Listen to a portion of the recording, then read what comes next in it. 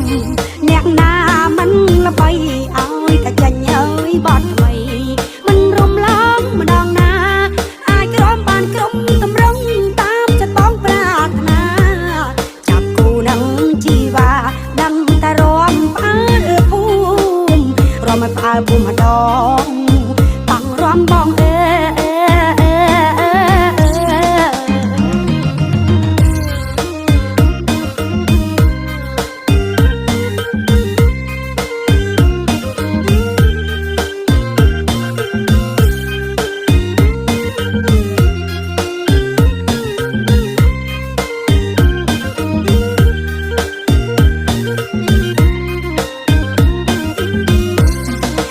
រំមកឲ្យបត់អីស្រដៃមកចង់អូនស្ម័គ្រនៅដោយស្មងកុំបានរំឡើយអាចកំដររួមគូនឹងត្រានត្រាយតែសុំអើយចំឡើយបងចង់រំបត់អីបងចង់រំបត់អី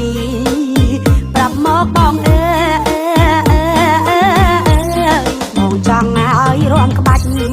ឬក៏